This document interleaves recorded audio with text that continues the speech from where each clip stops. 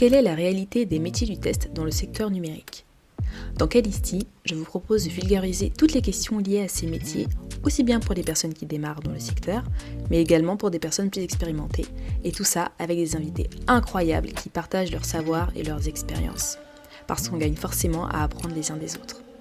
Je m'appelle Nankeda, actuellement test lead dans une entreprise du service numérique, et je vous souhaite une excellente écoute.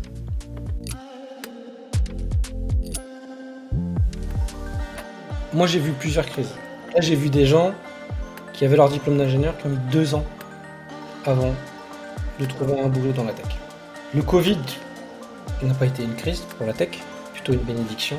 On a beaucoup plus travaillé, on a eu plus d'opportunités. On a vu qu'après le Covid, il y a eu une augmentation des salaires. Et que ceux qui en pâtissent le plus lorsque c'est une crise, c'est les profils juniors. Bonjour Jean-François, comment vas-tu ? Écoute, je vais très bien. Bonjour Nankeda. C'est un plaisir d'être ici sur ce podcast. Écoute, plaisir de t'avoir. On dit ça alors qu'on s'est dit bonjour il y a déjà 5 minutes. Bon, on le redit évidemment, mais nos auditeurs sont... Ça fait toujours plaisir de dire bonjour et merci de nous recevoir. Nos auditeurs sont habitués. Alors Jean-François, tu as plus de 20 ans d'expérience en qualité logicielle. Tu as été dernièrement directeur de la qualité chez Waring Group, si je ne me trompe pas. Et là récemment, tu viens de lancer une activité en indépendant, donc toujours sur la qualité logicielle, dans la qualité logicielle. Et aujourd'hui, on est là pour parler donc de ton parcours, de ton expérience et également de l'état du marché actuel de la qualité. Donc j'ai plein de petites questions à te poser. On va également parler de création de contenu.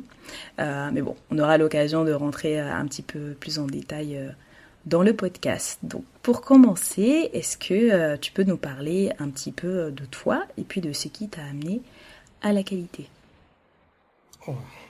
Du coup, je vais éviter de parler de l'entièreté de mes 20 ans d'expérience, mais je vais essayer d'être rapide. Parce que tu peux prendre ton temps, un podcast, honnêtement, les gens sont là pour écouter des histoires individuelles, donc tu veux prendre ton temps pour raconter ton histoire. Alors, moi, j'ai pas commencé tout de suite dans la qualité, très rapidement dans ma carrière, mais à la base, j'ai fait chef de projet AMOA. Donc, à l'époque, si tombé, j'étais de l'autre côté de la pièce. Tu vois. Je dis souvent que la qualité et l'AMOA, c'est la même pièce, mais pas la même face. Donc, j'ai commencé là-dessus parce que j'ai eu une opportunité pour devenir chef de projet. Donc c'était dans le milieu à la fois industriel et secteur public, c'était la blanchisserie des hôpitaux de Paris. Et donc j'ai dû mettre en place des systèmes, des nouveaux systèmes de CRM, de puces qui allaient dans les vêtements pour être nettoyés dans une blanchisserie. Donc, très intéressant. Et puis très rapidement, en fait, j'ai eu l'opportunité de descendre sur Sophia Antipolis. Et j'ai constaté que c'était plus compliqué de trouver des missions en tant que chef de projet en ayant 1 an et demi d'expérience, et j'ai eu l'opportunité de faire du test fonctionnel chez Air France. Donc ma première mission, alors pour ceux qui nous écoutent, pour la plupart ils n'ont pas dû connaître ça, à l'époque on avait des billets papier pour prendre le billet d'avion. Et en fait j'ai travaillé sur le nouveau billet électronique, mais pas lorsqu'on voyageait qu'en France, mais lorsqu'on faisait des correspondances à l'étranger avec d'autres compagnies aériennes. Donc il y avait tout un système de contrats où il fallait s'assurer que l'argent allait à la bonne compagnie aérienne. Donc beaucoup de compagnies aériennes à faire avec Air France, et aussi à cette époque avec les compagnies aériennes qui utilisaient le système d'information d'Air France. Donc à l'époque, c'était une grande partie de l'Afrique et du Maghreb. Donc ça donnait beaucoup de choses. Donc j'ai eu la chance de travailler dans un milieu anglophone. Donc ça, c'était une super expérience, parce que tout était en anglais. Et j'ai eu aussi l'expérience d'utiliser l'automatisation. Donc à l'époque, c'était les outils de Mercury, QTP, qui est maintenant UFT de HP, puis UFT maintenant, je ne sais plus qui a acheté qui, ça allait trop loin. Donc c'était en Visual Basic qu'il fallait automatiser. Donc à la fois test fonctionnel et automatisé, parce que c'était souvent les mêmes règles de gestion, où il y avait quand même quelques contraintes de stabilité de l'environnement de test. C'était pas si évident que ça. Ça a été extrêmement formateur. Parce que j'étais dans un centre de service. À l'époque, je travaillais pour pour une ESN et c'est là que j'ai vraiment appris le métier du test. Et, euh, et par la suite, j'ai eu l'opportunité de travailler sur un autre sujet, toujours dans le test, mais au niveau plutôt non fonctionnel. Je suis parti faire des tests de performance chez Amadeus. Extrêmement formateur. Je suis passé de...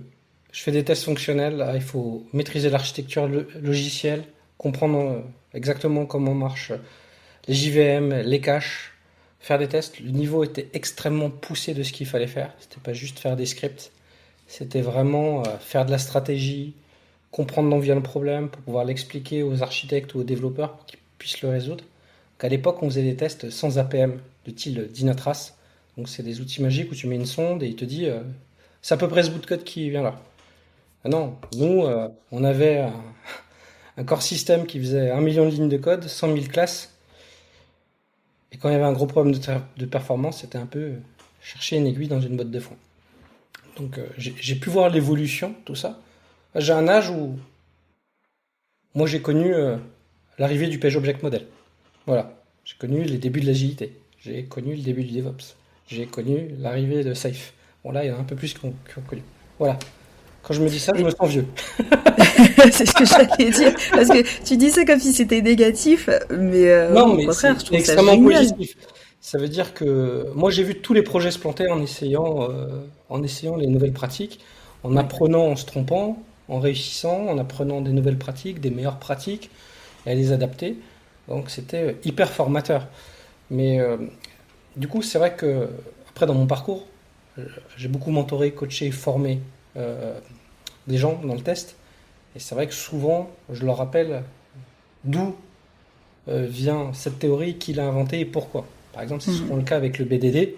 Souvent, quand on est dans le test, on est obsédé par Gherkin et j'explique qui l'a inventé, à quelle époque, pourquoi, à quel moment, et pour expliquer un peu les dérives et ce qu'il est arrivé et un peu mieux s'approprier le sujet pour qu'il puisse. Ça fait un peu vieux con quand je dis ça. Pour qu'il puisse bien comprendre les tenants et les aboutissants et bien maîtriser l'histoire d'une solution. Souvent, on a l'impression que c'est tout neuf, mais que ça, en fait, c'était inventé il y a 15 ou 20 ans. Donc, j'ai fait pas loin d'une dizaine d'années de tests de performance, mais j'ai quand même évolué parce que j'étais dans une SN, je suis passé chef de projet d'un centre de service, engagement de résultat. Pour te dire, on avait un engagement qui très très fort, où on donnait le sign-off pour le client des clients, globalement. Donc, et l'engagement du client, c'était 99,99% de taux de disponibilité. Donc il y avait des trucs qui faisaient s'il y avait un problème en prod, c'était pas forcément de notre faute, mais ouais, le niveau d'engagement. Je pense que j'ai jamais travaillé sur un projet avec un niveau d'engagement financier aussi important. Mais du coup, c'est important parce que au-delà de la partie test, de la partie test de performance, j'ai aussi appris à gérer des équipes, à gérer des engagements, à gérer des choses financières. Et dans la suite de ma carrière, je suis devenu aussi directeur de projet et j'ai piloté des centres de services dans le test. Et au même moment, euh, il y a eu beaucoup plus d'agilité. Donc avant, quand on faisait du test, c'était des plateaux où avec un chef de projet, c'était le chef de projet qui parlait au client. Et on arrivait avec l'agilité, avec beaucoup plus d'automatisation et avec les testeurs qui parlent directement avec l'équipe. Donc on ne maîtrise plus la communication directement. Donc beaucoup plus risqué, mais avec des engagements différents. Et surtout l'automatisation qui s'est vraiment accélérée. Et donc, on est passé d'une culture de grands plateaux de tests fonctionnels avec des gens, je vais dire ça un peu de façon péjorative, qui cliquent sur des boutons sans réfléchir, ce qui n'était pas du tout le cas, à des profils beaucoup plus techniques, où il fallait automatiser et le faire. Et on le voit maintenant, c'est quand même une demande très très forte aujourd'hui du marché. Il faut de plus en plus savoir automatiser. Mm, mm, mm. Et donc, en ayant ce changement-là, moi j'étais chez Ozzy à l'époque, j'ai proposé de retravailler notre offre sur le test en disant c'est en train de pivoter, si on veut avoir les projets les plus sympas, il faut qu'on fasse monter en compétence les gens chez nous sur l'automatisation, et qu'on se positionne plus sur de l'agilité et de l'automatisation, et qu'on recrute un peu moins de testeurs qui sont que fonctionnels ou qui sont en capacité de monter techniquement pour pouvoir gagner des parts de marché et être là. Donc j'ai commencé à structurer des offres. Donc Voilà. On voit un peu que j'ai évolué, mais toujours en ayant du test euh, et une vision assez opérationnelle des choses. Je voulais poser une question. Ouais, là, en termes de temporalité, on est à quel moment? On est, je dirais, 2015-2016, par là, je dirais. Ok, donc il y a un peu moins de 10 ans. Un peu moins de 10 ans. Donc j'ai commencé à structurer les offres. Alors je suis resté 15 ans chez Ozzy, il faut savoir. J'ai fait une longue carrière là-bas. Et j'ai évolué en même temps que l'entreprise. Euh, j'ai vraiment beaucoup de chance. Et donc j'ai pu structurer ça. Donc je pilotais les centres de service, j'étais directeur de projet. Et ça a évolué de plus en plus où on a structuré l'offre et j'avais beaucoup de relations avec les commerciaux partout en France. Et ça nous permettait de faire beaucoup plus d'avant-vente, de présenter le sujet moi-même avec les commerciaux, de les acculturer sur le sujet. Et on a gagné de plus en plus de centres de service pour arriver à voir deux centres de service, un à Aix-en-Provence et un à Nantes. J'ai eu des projets aussi en Espagne, globalement très intéressants. Et au Portugal aussi, on avait ouvert une antenne. Et j'ai basculé de plus en plus sur du mentorat, du coaching et du positionnement d'offres. Et je suis devenu ce qu'on appelle practice leader, où j'ai créé ma practice avec une communauté de pratique qui fédérait et qui formait, montait et accompagnait les projets aussi bien en interne que chez les clients d'Ozi. Mhm. Donc ça, j'ai pu pas mal évoluer. Ça m'a aussi donné l'opportunité d'aider d'autres consultants à créer leur practice et leur positionnement pour pouvoir le faire. Et j'arrivais à un moment où je me disais, mais qu'est-ce que je vais faire par la suite? Et c'est là que j'ai eu l'opportunité, il y a 2 ans, de rejoindre Warren Group, qui était une super aventure, où là je suis devenu le directeur du pôle conseil, où j'ai dû travailler vraiment sur la partie où la quality engineering. On allait au-delà de l'automatisation de la qualité, on allait vraiment sur la qualité de bout en bout. Donc mise en place de communautés de pratique, mise en place de centres de services que j'ai ouverts notamment en Tunisie, et toujours ce côté coaching, mentorat des consultants pour qu'ils puissent être le plus autonomes dans leur mission et créer de la valeur. Donc voilà dans les grandes lignes. J'ai certainement oublié 2, 3 choses. Oui, j'ai vu passer pas mal d'outils d'automatisation au passage dans ma vie. Et si, dans ma cadre de direction de projet, dans la partie projet non fonctionnel, j'ai aussi piloté des projets de cybersécurité et de pen testing. Donc ça aussi, c'était intéressant. Donc voilà, j'ai vu pas mal de non fonctionnels, beaucoup de fonctionnels et beaucoup d'automatisation. Ok. Donc c'est quand même, je trouve, un parcours qui est ultra complet. Ce que je remarque moi dans ton parcours, justement, t'as vraiment touché à tout. Et enfin, que tu sois resté 15 ans dans la même entreprise ou que tu es enfin ou pas, en fait, je trouve vraiment que le fait que tu touches à ce point-là à tous les aspects de la qualité, c'est ultra important et en termes d'apprentissage ultra riche parce que demain, si sachant que tu parles pas mal de coaching et que tu as coaché pas mal de personnes dans ta carrière, si tu as quelqu'un qui se présente à toi sur euh, une problématique spécifique et qui te dit voilà, aujourd'hui je rencontre ça, c'est ça, le fait que toi-même tu l'aies pratiqué pour pouvoir donner des recommandations, donner des conseils et pouvoir aider, enfin c'est génial. Donc ma question c'est qu'est-ce qui fait que tu es autant touche à tout? Parce que certes tu as eu les opportunités, mais tu peux prendre 2 personnes différentes, on va leur présenter ces opportunités-là, il y en a une qui va la choisir et l'autre ne la choisit pas. Qu'est-ce qui fait que chez toi, tu te dis, bah en fait, je vais y aller parce que j'ai soif d'apprendre, etc. Alors, déjà, comme tu dis, soif d'apprendre. Je pense que c'est ma première qualité, c'est la curiosité et d'apprendre à maîtriser les vrais concepts et pas juste le côté marketing qu'on nous présente dessus. Donc, ce côté curieux et remettre en cause une pratique pour voir comment elle marche dans un contexte et pas dans l'autre. Donc ça, c'est un moteur très puissant chez moi. Et après, moi, quand je voulais faire quelque chose, je le disais à mon management, j'ai envie de faire ça. Je Ok, voudrais faire ça, ça, ça et ça. Et j'ai eu la chance d'être sur des projets qui fonctionnaient bien. Donc si je voulais faire un truc en plus, j'avais pas de souci. Mais après, j'ai pris du temps personnel un peu plus sur moi pour monter en compétence sur des sujets que je maîtrisais moins, pas bien, pour pouvoir en parler. Parce qu'après, quand tu vas parler de design pattern avec des automaticiens, s'ils sont calés sur le sujet, j'avais pas envie de passer pour un idiot. Donc, je lisais, je me documentais, je faisais des choses. Et après, j'essaye surtout d'utiliser les compétences des autres pour bien comprendre et pour qu'ils fassent aussi les choses qu'ils doivent faire. Parce que moi, je peux pas, enfin, je ne maîtrise pas tout. On va pas se mentir. J'ai fait beaucoup de choses, mais il y a des choses que je ne sais pas maîtriser. Par contre, je sais aller chercher l'information, la compétence là où j'en ai dans un projet, notamment dans les entreprises où il y a beaucoup de monde, où c'est complexe. Ok. Donc, et je pense que la compétence que j'ai le plus développée, qui m'a le plus servi, qui m'a permis de faire ça, c'est la communication et savoir raconter des histoires. Le storytelling. Si je veux faire quelque chose, j'explique ce que je veux faire, ce que ça va apporter à mon ESN, à mon projet, et qu'est-ce que ça va leur apporter. Et ça, c'est des choses, quand je fais dans mon coaching, souvent, j'essaye d'expliquer, dire, bah, si tu veux réussir ton entretien, il faut raconter une belle histoire, pas juste lire ton CV. Si tu veux proposer une stratégie d'automatisation des tests, alors que les gens n'ont pas envie d'en faire, comment on fait? Voilà. Donc, comment avoir l'habitude de communiquer, de partager. Et je suis toujours sorti de ma zone de confort. Euh, C'est-à-dire, moi, j'encourage souvent les gens à aller dans des communautés de pratique, à présenter des sujets, à commencer petit. Ben moi, j'ai fait tout ce que je recommande pas. La première conférence que j'ai fait, c'est la JFTL, devant 250 personnes. Peu de pression quand même. Alors, je pense qu'il faut être inconscient, en fait, pas réfléchir à ce qu'on fait et se lancer. J'avoue que j'étais pas fier avant de monter sur le plateau, avant.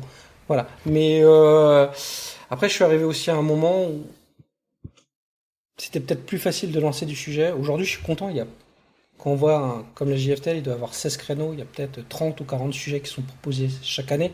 Donc, ils en refusent. Donc, ça veut dire que notre communauté l'a pris le pas. Il y a de plus en plus de gens qui veulent communiquer, parler, échanger, et donc qui développent leurs soft skills. Et ça, je pense que c'est les compétences qu'on doit le plus développer. Parce qu'à la base, on est dans la tech. Donc, apprendre des techniques et des méthodes autour de la tech, c'est quelque chose qu'on fait plus ou moins naturellement. Par contre, développer quelque chose qu'on n'a pas eu l'habitude d'apprendre en entreprise ou à l'école ou dans notre famille, bah c'est plus dur parce que ça nous expose aux autres et on a toujours peur du regard des autres et d'être jugé. Et ça, voilà, on a tous après le syndrome de l'imposteur et moi je l'ai encore. Tu l'as vis-à-vis de quoi? Sur quel sujet tu te dis là quand même je sens que je suis pas assez à l'aise. Alors, ce qu'il faut Pas savoir, un c'est que moi, exemple. par exemple, j'aime bien proposer des sujets où j'ai pas encore totalement la maîtrise. Par exemple, l'année dernière, quand j'ai proposé à la soirée du test logiciel, non, c'était à la Paris Test Conf, comment utiliser Docker pour mieux automatiser, je connaissais, mais je le maîtrisais pas totalement. Ok. J'ai décidé que j'allais faire une démo live de ce que je faisais. Alors que tu maîtrisais pas complètement l'outil. Voilà, après, Ok. je- donc ça m'a obligé à monter en compétence, donc maintenant je suis capable de. J'ai fait des supports de formation, des choses en interne, des trucs qui me permettent de capitaliser, de le faire. Je pense que le meilleur moyen de maîtriser un sujet, c'est de rentrer dedans et de l'expliquer aux gens. Par une formation, par une conférence, c'est la meilleure apprentissage, pardon. C'est parce qu'on veut pas avoir la question qui tue, on sait pas répondre. Donc on est obligé d'aller dans nos compétences profondes. Bon, je suis peut-être un petit peu maso aussi. Mais voilà, moi je me nourris de challenge, c'est aussi ça. Ok.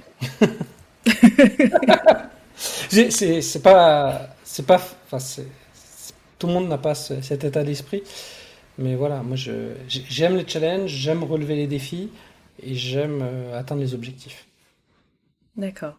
Bah après en soi je trouve ça tout à fait respectable et c'est ambitieux. C'est très bien parce que si tu veux tu te mets en risque. Bon, on parle de challenge, mais c'est un petit peu voilà prendre des risques, mais derrière si c'est la zone dans laquelle qui te permet d'en apprendre le plus, et puis de contenter justement cette soif d'apprentissage, tant mieux. Si c'est le modèle en tout cas qui fonctionne pour toi, C'est ça. a priori, tu as fait en sorte que ça fonctionne pendant 20 ans, c'est très bien, c'est une très très bonne chose. Chacun aura juste sa version, sa manière de fonctionner.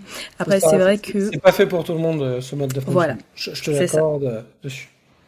C'est pas fait pour tout le monde. Et puis on est souvent, on met souvent en opposition, tu vois, les femmes et les hommes sur ce point-là parce que on a tendance, je vais pas parler au nom de toutes les femmes, mais on a tendance à beaucoup plus, j'ai pas envie de dire le mot peureuse, mais y aller doucement.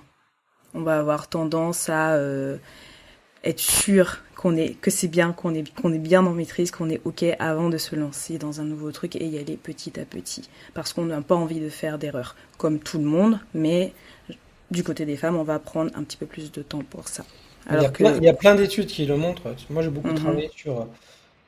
Tu vois, on dit qu'il faut recruter plus de femmes. Tu vois.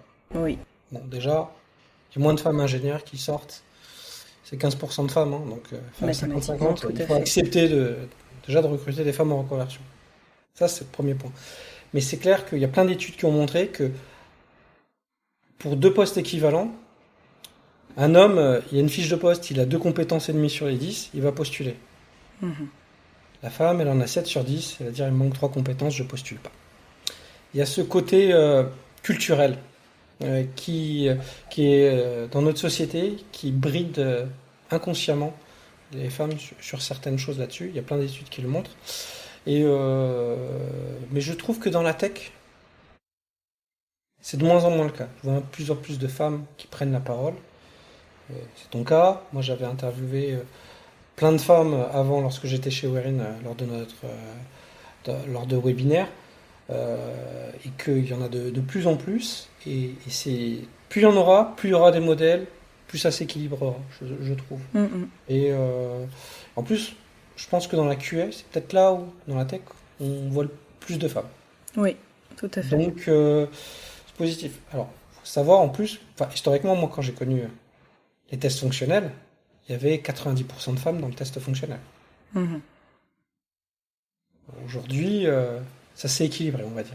Avec l'automatisation, on voit, je dirais, autant d'hommes que de femmes. J'ai pas les données. Je dirais, ça dépend des projets, de ceux qui recrutent. Alors moi, j'étais dans une boîte où il y avait 64% de consultantes. Donc j'ai un biais. Ça aide. Déjà, ça aide. J'ai un biais, je l'avoue. Bon. Alors après, enfin, il y a effectivement, je rejoins ce que tu dis, il y a effectivement un petit peu plus de visibilité aujourd'hui et plus de femmes qui y vont parce qu'elles voient des modèles et elles se disent que c'est aussi possible pour elles. Mais après, honnêtement, on n'y est pas. J'avais fait un épisode justement sur où sont les femmes dans la qualité, où sont les femmes dans la tech et où sont les femmes dans la qualité. Même si on voit un peu plus de femmes dans notre branche, c'est pas encore ça. On a encore un petit peu de travail à mener, mais les choses vont dans le bon sens et ça c'est déjà une bonne chose. Les femmes, prenez la parole, faites des blogs, soyez visibles. Voilà. Bah, en tout cas, là-dessus, moi, je suis plutôt contente. En tout cas, cette année, j'ai Ça. réussi à avoir plus d'invités femmes que l'année dernière et ouais, ça avance petit à petit. Ok. Alors, bah écoute, merci en tout cas pour cette présentation. Pardon, je t'avais pas remercié pour ça. Ce sur quoi j'aimerais beaucoup avoir ton retour, donc tu en as déjà un petit peu parlé pendant ta présentation, l'évolution du marché de la qualité. Depuis, allez, peut-être un an et demi, il y a beaucoup moins de recrutement en qualité sur les tests fonctionnels. En tout cas, moi c'est ce que je vois dans mon quotidien et j'imagine aussi que dans d'autres ESN, c'est un petit peu comme ça. Il y en a toujours, parce qu'il y a toujours une demande, mais dans la tech en général, on a eu tous les sorts de la période post-Covid où il fallait absolument recruter des développeurs, des data analysts, des personnes en cybersécurité, etc. Et du coup, dans la qualité aussi. Donc les embauches étaient beaucoup plus faciles que maintenant. Mais du coup, tu as l'état du marché. Donc il y a eu pas mal de changements. On a l'impression que les entreprises sont un petit peu plus frileuses aujourd'hui sur les recrutements. Peut-être que c'est une stabilisation, étant donné qu'on était dans un extrême, on revient dans un autre extrême. Donc, pour le coup, je ne suis pas du tout spécialiste de l'ensemble du marché de la tech, donc je ne saurais pas dire précisément ce qui fait qu'aujourd'hui, il y a un peu moins de recrutement. Mais si je reste sur la partie qualité, aujourd'hui, moi, j'ai des personnes qui me contactent en me disant ça fait un moment que je suis quand même en train de chercher en tant que QA junior. J'ai un petit peu de mal à trouver. Est-ce que tu sais ce qui se passe? Comment se situe le marché? Voilà, donc moi, vis-à-vis de ton expérience, de ce que tu as pu voir, du fait qu'on demande un petit peu plus de compétences plus techniques, plus d'automatisation, des gens qui comprennent réellement comment fonctionnent les outils en ne faisant pas juste du test fonctionnel. Qu'est-ce qui fait qu'aujourd'hui, d'après toi, on a un ralentissement comme ça sur le marché? On est passé sur BFM Business, il faut que je fasse une étude économique. Non, mais là, je te demande juste ton avis. Alors, c'est évident. Ce qui est sûr, c'est que moi j'ai vu plusieurs crises. Au début de ma carrière, juste avant, quand j'étais en école d'ingénieur, j'ai connu l'éclatement de la bulle Internet, début Oui, des années 2000. oui, Là, j'ai vu des gens qui avaient leur diplôme d'ingénieur qui ont mis 2 ans avant de trouver un boulot dans la tech. Ok? c'est archi long. Déjà, on n'en est pas là. Ok. J'ai connu 2008, la crise des subprimes, Mhm, où là, il y a eu un vrai ralentissement économique de partout, moins de mhm. projets. Moi, j'ai eu de la chance d'être chez des clients qui ont profité de ça pour investir plus et ressortir plus fort de la crise, et je n'ai pas été impacté globalement. Ok. Le Covid n'a pas été une crise pour la tech, plutôt une bénédiction. On a beaucoup plus travaillé, il y a eu plus Mhm. d'opportunités. On a vu qu'après le Covid, il y a eu une augmentation des salaires. Peut-être qu'avant, les salaires n'étaient pas assez élevés, mais il y a eu une grosse augmentation des salaires, et là, il y a un gros ralentissement. Oui, il y a des doutes sur les investissements, le contexte politique, mondial et de l'inflation qu'il y a eu a fait qu'il y a eu moins de lancement de projets et moins de besoin de compétences Mhm. dans la tech. Combien de temps ça va durer, je ne sais pas. C'est pas je sais pas je suis pas Madame Irma, je peux pas voir ça. Je pense que là, il y a un petit cycle, que ça s'est ralenti et que ceux qui en pâtissent le plus lorsque c'est une crise, c'est les profils juniors. Ok? Donc eux, c'est le plus dur. Euh, Ils vont un peu plus galérer. Moi aussi, j'ai échangé avec beaucoup de personnes. Il faut le voir. On a connu un moment donné où on n'avait pas besoin de faire d'efforts pour trouver un travail. Mhm. C'est-à-dire que le profil LinkedIn, il était vide. On disait les bons mots-clés aux entretiens. Je caricature un peu, Oui, bien sûr. ça peut parler. Et tu trouvais un boulot. Bah, aujourd'hui, il faut faire plus de séduction et puis être visible sur LinkedIn, montrer les succès qu'on a pu faire. C'est pas évident si on n'a jamais eu. On n'a fait qu'un stage de 6 mois, c'est pas si évident que ça. Et Mhm. après, montrer son expertise, raconter une belle histoire aux personnes qui vont te recruter pour qu'ils aient envie de te recruter et prendre un pari sur un junior. Alors que déjà avant ce ralentissement, le profil idéal c'était 2-4 ans d'expérience et les juniors étaient moins recrutés. Soit maintenant, c'est forcément un peu plus compliqué. Donc il faut vraiment mettre ça en perspective sur le fait que pour les juniors, c'est toujours un peu compliqué. Les projets cherchent toujours quelqu'un qui a un peu d'expérience. Donc un peu d'expérience, c'est 2 ans en général. Donc c'est plus compliqué, mais si on recrute pas de juniors, on n'aura pas de confirmé, on n'aura pas de senior. Donc il faut vraiment le faire. Et après, sur la typologie des acteurs du test, les testeurs fonctionnels, bah, il y en avait déjà de moins en moins avant. Et on demandait de plus en plus soit des compétences techniques, soit des compétences méthodologiques importantes pour faire des stratégies dans des systèmes complexes et piloter d'autres testeurs, globalement. Donc c'est vrai qu'aujourd'hui, être juste testeur fonctionnel pour juste ouvrir des anomalies et le faire, ben on voit que c'est des profils qui sont cherchés de plus en plus en nearshore. Donc il faut développer d'autres compétences et c'est pas suffisant. Moi, ça doit faire 4 ou 5 ans que j'ai plus pris de profil en reconversion professionnelle qui fait que du test fonctionnel. Si Mhm. c'est pas un profil qui fait de l'automatisation, très compliqué à trouver une mission. Donc, c'est ma vue du marché avec un biais où je fais énormément d'automatisation, beaucoup d'agilité. Il y a encore des Mhm. projets en cycle en V, il y a encore des choses. Les administrations françaises sont encore un peu plus en retard. Certaines grandes banques, certaines assurances. Il y a encore besoin de testeurs fonctionnels. Heureusement, il faudra toujours faire du test fonctionnel, même si on fait de l'automatisation. Mais cette compétence n'est pas suffisante aujourd'hui pour être employable, notamment en début de carrière. Et c'est Ok. un peu plus compliqué. Donc il faut travailler d'autres compétences dessus. Et malheureusement aussi, bah, soit attendre un peu, soit être plus visible pour être contacté et avoir l'opportunité d'avoir son premier job. Ce qui manque, c'est la première année en fait. Dès qu'on a la première année dans la tech, en général, après on retrouve du boulot. Mhm. On nous retrouve assez facilement. Oui, espérons que ça dure encore longtemps encore comme ça. Ok, ça marche. Bah écoute, c'est très clair en tout cas pour cette vision-là. Tu as parlé du fait d'être un bon communicant. Euh, Est-ce que toi, tu as toujours été justement un bon communicant? Alors, je te dis ça parce que tu es quelqu'un qui est assez suivi sur LinkedIn, même très suivi sur LinkedIn, pas plus que la majorité des gens.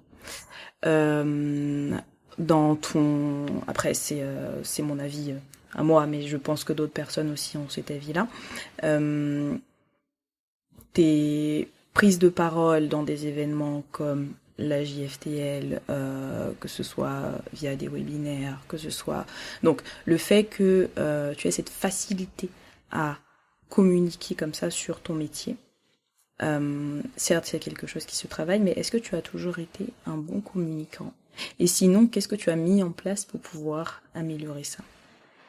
Alors en début de carrière, j'étais une catastrophe. Ok.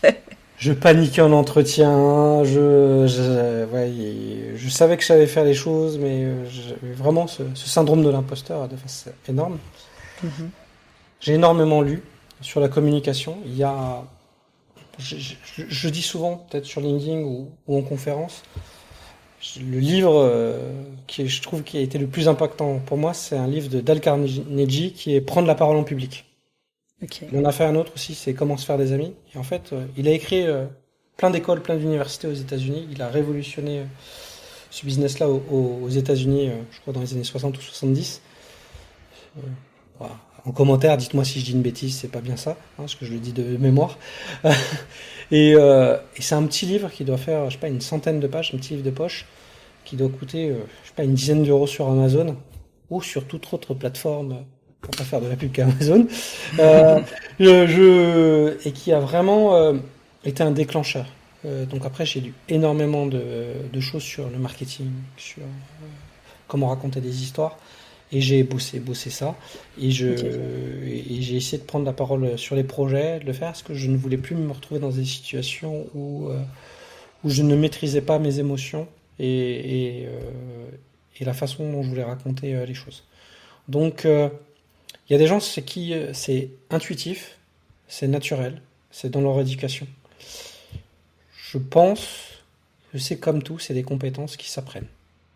Donc, c'est pour ça que quand je fais du coaching, il y a toujours les méthodes, les techniques et le partie soft skills que j'essaye d'apporter, où je donne des petits tips pour pouvoir essayer d'y arriver et de le faire. Et, euh, et c'est des choses qui, voilà, d'autant plus par rapport à d'où je suis parti, je pense que j'essaie de le transmettre.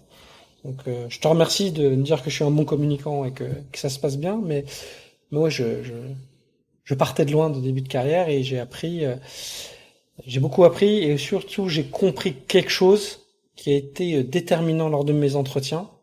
Mhm. c'est que j'ai compris que si on venait me faire un entretien, c'est que l'entreprise elle avait besoin de moi. Oui.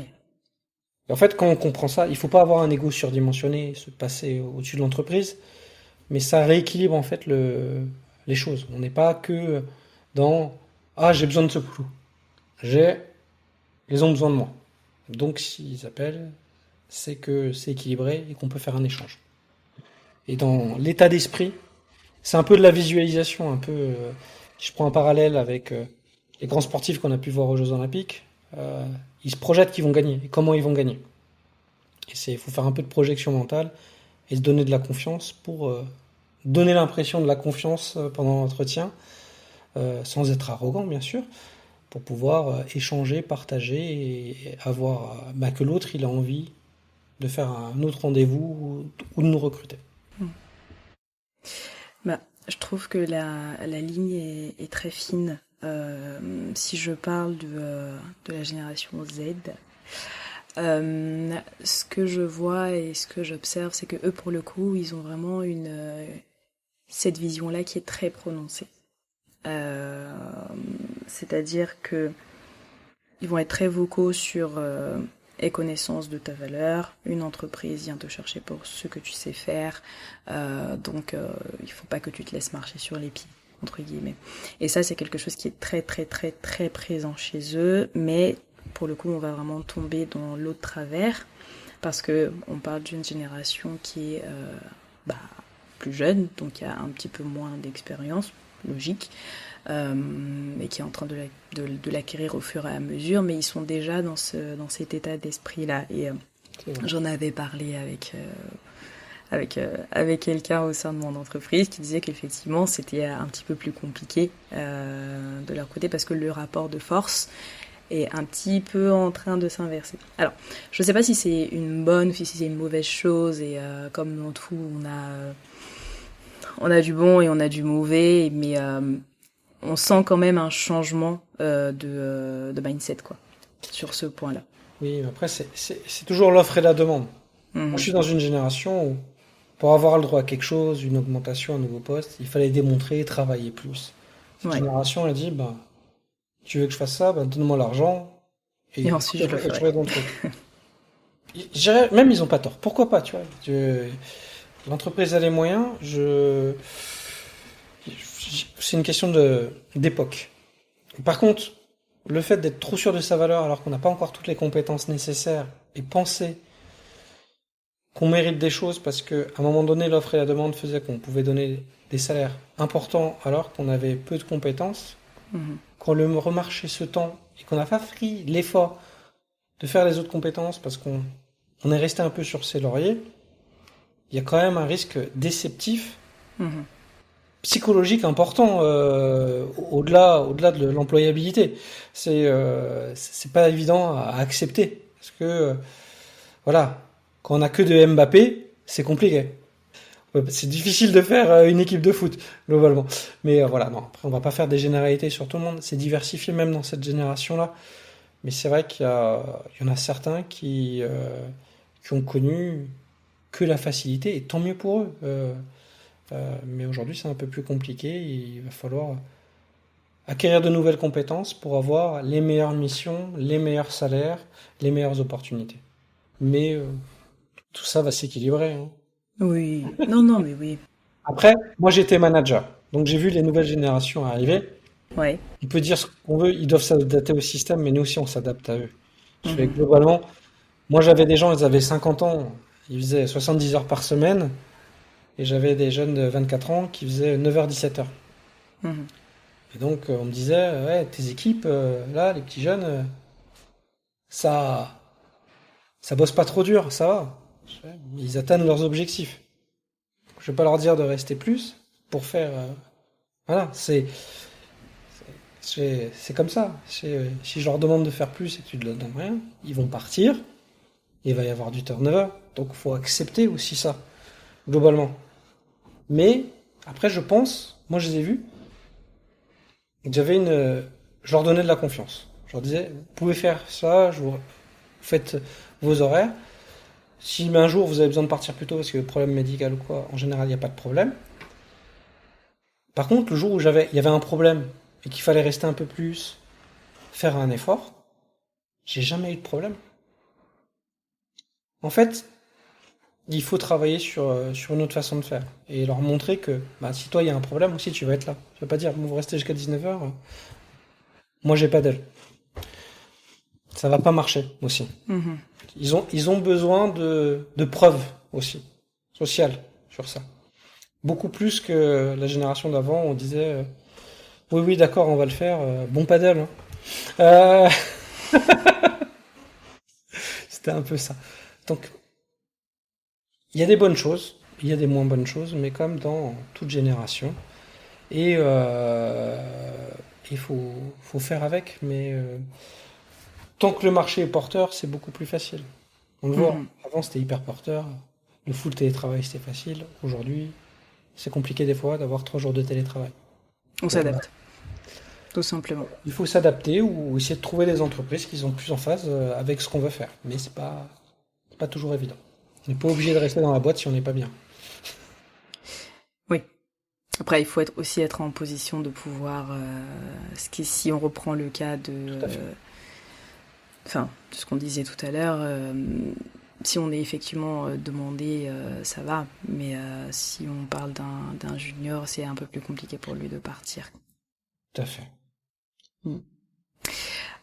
Alors, mais justement, après, ce sera ma dernière question là-dessus. Comment tu manages une équipe qui est constituée de deux, trois générations qui fonctionnent complètement différemment. Là, je parle de génération Z, génération Y et génération X. Moi, Comment moi, tu moi, trouves l'équilibre? moi, j'ai piloté des équipes avec que des experts. Des équipes Mhm. avec grandement des juniors, un peu d'experts et un peu plus panachés. Ok. Piloter que des experts, c'est le plus compliqué. Tu sais Pourquoi? pourquoi? L'ego. Quand le positionnement est pas le même et qu'ils sont dedans et qu'ils veulent avoir raison et que tu dois trancher, c'est plus compliqué. Mhm. Et il faut le faire avec finesse parce que tu risques de perdre quelqu'un de clé pour ton entreprise. Donc, avoir que des experts, c'est toujours plus compliqué. Je me rappelle, j'avais un chef de projet qui était arrivé, qui devait reprendre ces 2 projets-là, parce que moi, je partais sur d'autres fonctions. Mhm. Il m'a dit, avec les experts, ça va tourner tout seul, mais les juniors, ça va être compliqué. Et non, les juniors, ils ont soif d'apprendre. Donc, ils vont faire à peu près ce que tu dis. Ils vont faire des erreurs, c'est des juniors. Mais ils sont pas sur des projets avec la même visibilité non plus. Je dis, mais tu vas voir, les experts, c'est des moments où ça va être beaucoup plus compliqué que les juniors. Et en fait, si tu montres que tu as ce côté mentor, accompagné, que tu vas les aider, et, et moi je leur disais, je suis assez fan du fail fast. Je leur disais, trompez-vous, mais trompez-vous vite. Mhm. Donc si vous faites quelque chose, prenez le risque, et faites-le sur une toute petite période. N'attendez pas 6 mois que ça soit une catastrophe pour me dire que vous avez tenté un truc et que ça va pas. Et donc, je vous laisse de l'autonomie dans un cadre, faites-le, et quand vous et c'est en fait, pour moi, c'est par l'erreur qu'on apprend le plus vite.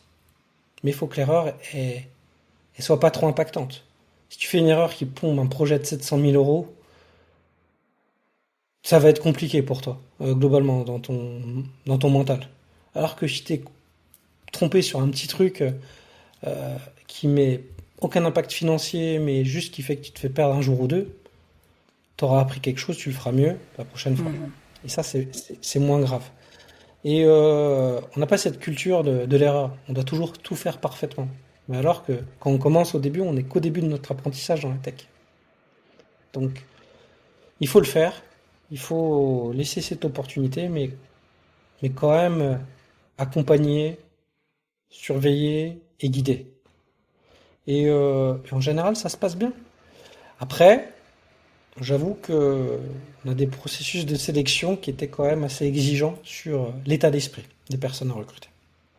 C'est intéressant. Des gens qui sont à l'écoute, qui ont envie d'apprendre, c'était des choses très très importantes. Donc ça joue aussi dans l'équipe que tu vas coacher. Alors des fois tu récupères des équipes que c'est pas toi qui les as recrutées, là c'est un autre challenge. Mais pour moi faut donner par défaut la confiance et accompagner. Et, et en général, ça se passe bien. Ok. Donc, une relation de confiance à confiance. Donc, si je résume, vraiment se concentrer. Alors, si tu as la possibilité de le faire, donc recruter des personnes qui vont être dans le même état d'esprit, donc qui sont là pour progresser dans leurs compétences, continuer à apprendre et en fait faire encore une fois cette soif d'apprendre. Peu importe la génération, si tu te retrouves en face d'experts ou en face de juniors entre guillemets généraux, bah tu les accompagnes tout simplement dans le travail qu'ils font au quotidien. Et comme ça te permet d'avoir un équilibre pour gérer les différences de caractère que tu peux avoir. Et l'équilibre dans un groupe, c'est important. Et une personne, juste avec un mauvais état d'esprit, peut te faire avoir un impact très difficile sur un projet. Et pour te faire une idée, tu vois, sur le recrutement, je préfère prendre un junior avec un bon état d'esprit qu'un senior qui va me dire on a toujours fait comme ça. Ok. Tu vois, parce que ça va être compliqué. Parce que souvent, je suis dans des projets de transformation.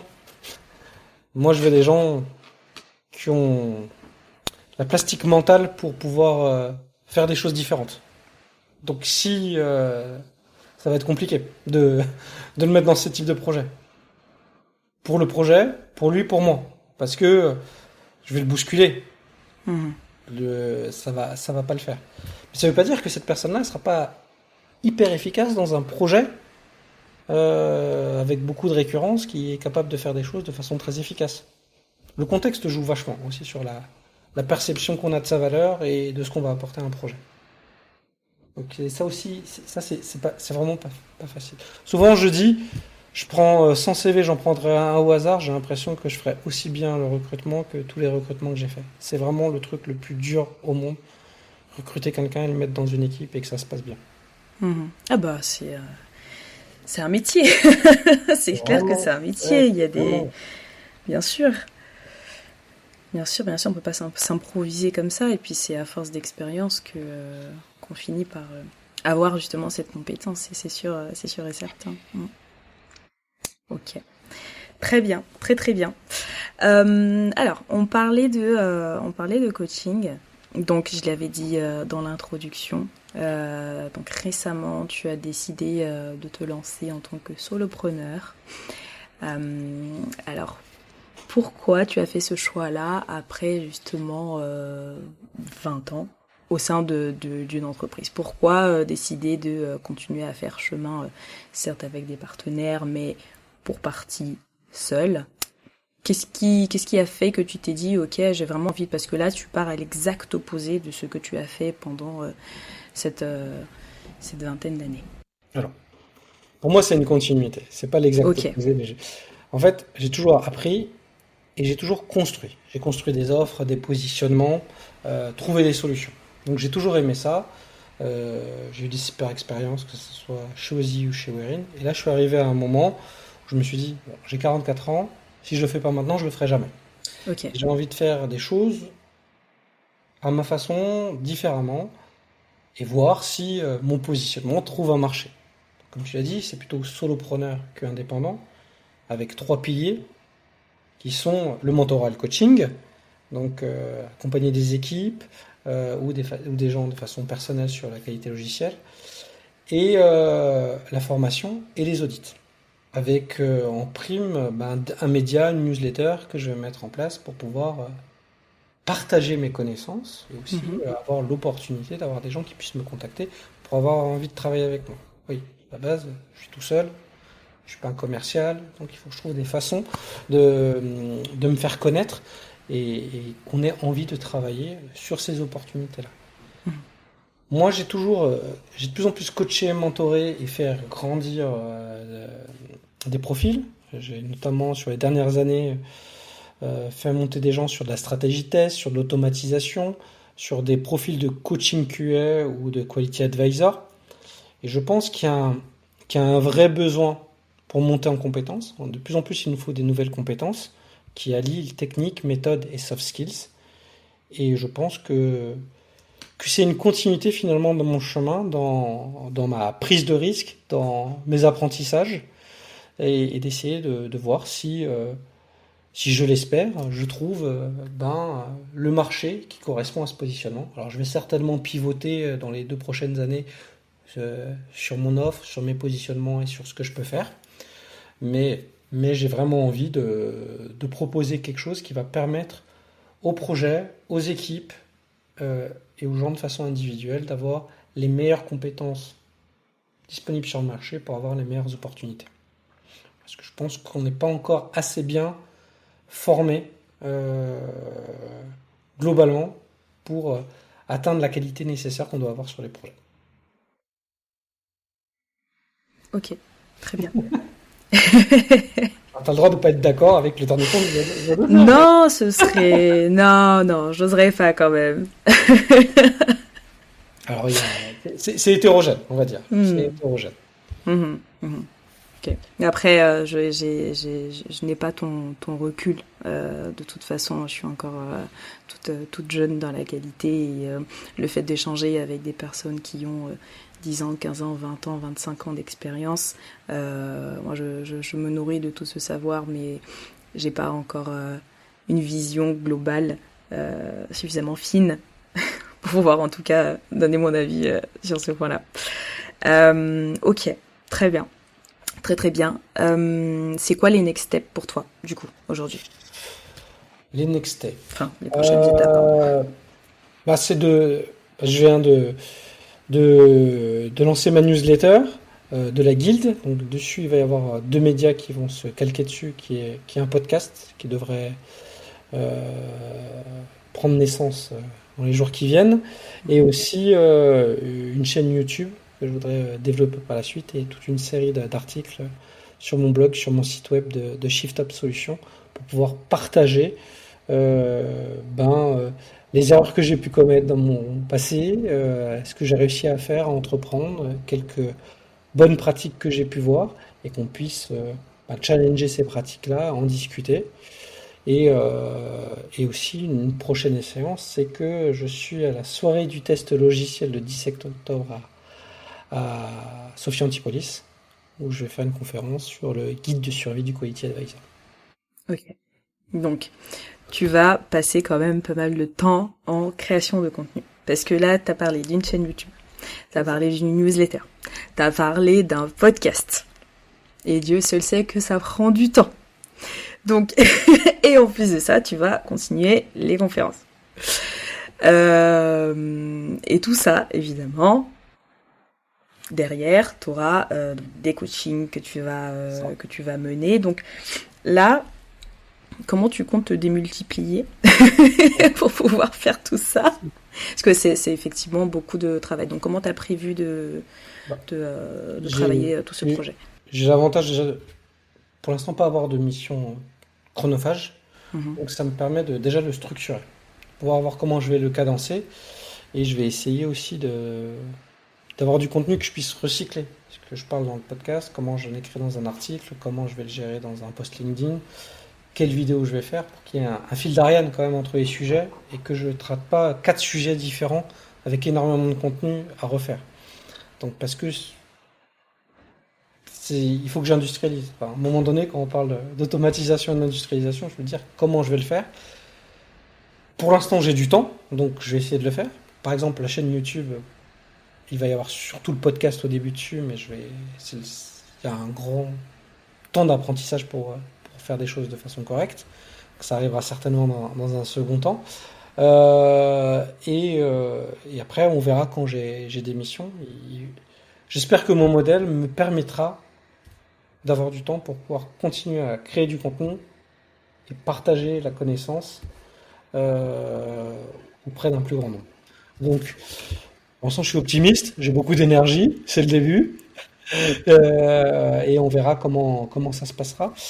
Il va falloir que je trouve un système, une organisation, et surtout, je pense, énormément de rigueur pour pouvoir tenir ce débit. Cadence. Par exemple, si je fais une cadence une fois par semaine, un podcast, une vidéo, une newsletter, ça prend du temps. Oui. Ouais. Donc, on verra bien. Ok. Mais restez optimiste. Pour l'instant, ayons de l'ambition. Et après, s'il faut ajuster la fréquence ou faire autrement, je changerai. Donc, comme je t'ai dit, il y a des moments où je vais pivoter sur d'autres choses, mais je pense que Mhm. l'un des axes de communication pour aussi avoir des leads, avoir des clients, c'est d'avoir un média et qu'on puisse en parler. Tu vois, je pense que des podcasts, il y en a déjà très peu sur la qualité logicielle. Des chaînes YouTube. En France, je ne sais pas s'il y en a Pareil, vraiment. très très peu. Donc je me dis, il y a aussi une opportunité d'être beaucoup plus visible pour pouvoir le faire. Mais il faut que je fasse quand même de la qualité parce que j'ai pas envie de faire un truc qui soit trop cheap. Bon, au début, ça va pas être parfait, c'est normal, c'est le lancement. Mais si j'attends que ça soit parfait, je lancerai jamais ma chaîne YouTube. Donc Ouais. je vais essayer de le faire et espérons que ça marche et surtout, comme tu dis, que j'arrive à trouver une organisation et le temps nécessaire pour continuer à le faire et pas se dire, bah ça y est, j'ai fait 3 vidéos YouTube et j'arrête. Mm, mm, mm. Ok.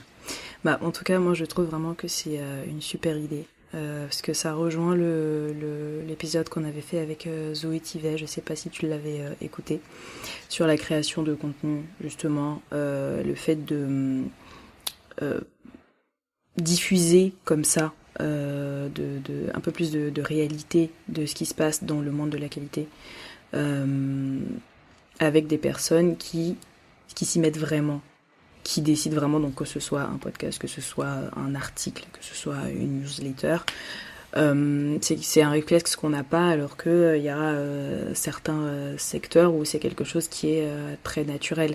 Et quand on essaie de regarder du côté francophone euh, par rapport au côté anglophone, les anglophones ont créé énormément de choses et c'est génial, mais côté francophone, c'est un petit peu, on se limite. On se limite parce qu'on n'a pas beaucoup de personnes qui prennent des initiatives. Donc on a des personnes qui ont fait ce travail-là depuis très longtemps. Donc je vais citer Marc de la Taverne du Testeur et puis d'autres personnes qui l'ont rejoint par la suite.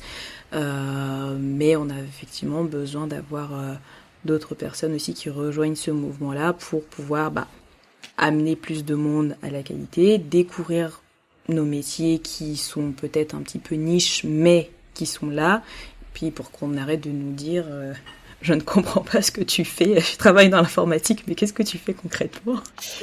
C'est un peu ça. Pour ceux qui ont Voilà. la ref, moi quand j'explique mon métier, j'ai l'impression d'être Chandler dans Friends. Voilà. Ok, bon. Qui ont la ref, personne ne savait ce qu'il faisait comme métier, ne comprenait son métier. Voilà. Mais c'est vrai.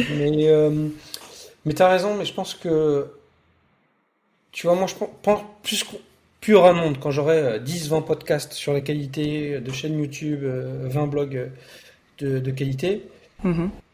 je vois pas ça comme oh mince, j'ai moins de visibilité. Je me dis ben non, ça veut Au dire que ça contraire. fonctionne et que c'est bon et que ça prend. Et donc ça c'est intéressant. Mais Mm. une fois de plus, je pense que ça vient plus sur le fait de s'exposer. C'est c'est pas la même culture que les cultures anglo-saxons, que les Indiens, que même les pays nordiques qui ont plus Mhm. tendance à communiquer, mais du fait dans leur éducation, ils sont plus dans une société où ils sont un peu plus communicants, et nous, nous, on est plus, on regarde. Et donc c'est vrai que voilà, la nouvelle génération, prenez la parole, même n'hésitez pas, et c'est le meilleur moyen d'apprendre le plus rapidement possible les compétences. Tout Et je à pense fait. que tu peux bien en parler dans Keda. Tout à fait. Disons que ça aide. Ça aide pas mal. Mais bon, après ça, je raconte beaucoup de ma vie dans le podcast, donc parce que les auditeurs connaissent déjà un petit peu l'histoire. Très bien, très bien, très bien. Ok. Et bah, Jean-François, on est sur la fin de l'épisode. Est-ce qu'il y a un sujet sur lequel je ne t'ai pas amené et dont tu aimerais parler? Non, je pense qu'on, ça a été bien complet. Je pense Mhm. que t'as bien cerné le personnage et tes questions étaient très pertinentes. Super. Bon, pas de questions pour moi pour le coup, parce que pour les personnes qui sont arrivées jusque-là et qui nous écoutent, on a prévu donc une suite du coup. Ça fait 2 fois que je dis du coup. Dans le podcast de Jean-François, je mettrai évidemment le lien vers son podcast dans la description de l'épisode. Et on parlera donc de tout un tas de sujets liés à la qualité et pas mal de création de contenu. Voilà. Est-ce que tu veux préciser certaines choses ou tu laisses les auditeurs découvrir ton podcast? Je les laisse découvrir mon podcast. Je les invite à me suivre sur LinkedIn et à s'abonner à ma newsletter s'ils veulent pas louper articles, podcasts et vidéos sur YouTube que je m'apprête à créer. Moi, ce que je veux dire, c'est que j'ai passé un très bon moment sur ce podcast. Donc, longue vie à Calisti. Tu sais que t'es la deuxième personne qui me dit ça et ça me fait trop plaisir. C'est sincère, c'est bien. Il faut continuer. Et Dieu sait que la cadence et la motivation, c'est pas toujours évident. Et aussi trouver des personnes à interviewer, des fois, c'est un peu compliqué. C'est un petit peu de boulot. Donc, mais oui, effectivement. Bon. En tout cas, merci beaucoup. Merci beaucoup pour ton temps, pour notre échange. Et puis on se dit à plus tard alors. Merci. Salut. Si cet épisode vous a plu, vous me feriez super plaisir en envoyant à 1, 2 ou 3 personnes intéressées par le sujet. Le bouche à oreille est la meilleure manière de faire connaître un podcast, surtout si le contenu vous apporte de la valeur. N'hésitez pas à me suivre sur les réseaux sociaux, à vous abonner au podcast pour être au courant de la mise en ligne du dernier épisode. On se retrouve dans 15 jours et d'ici là, portez-vous bien.